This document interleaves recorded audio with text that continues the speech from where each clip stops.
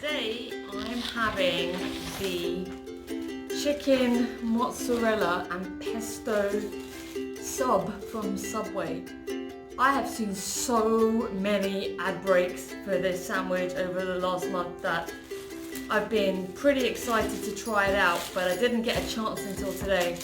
I hope it lives up to my expectations. That's a good looking sandwich right there. Looks like there's lots of pesto and oh yeah, look at that basil as well.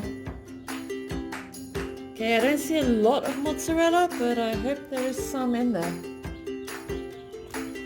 Okay. Oh yeah, there's a little bit. Okay. Quick taste.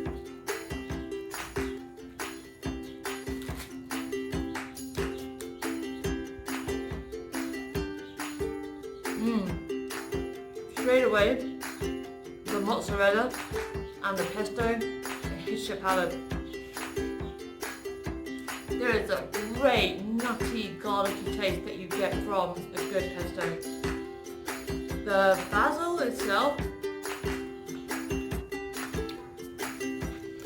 not as much flavour to be honest, but I think because of the pesto, it's okay and it does work really well.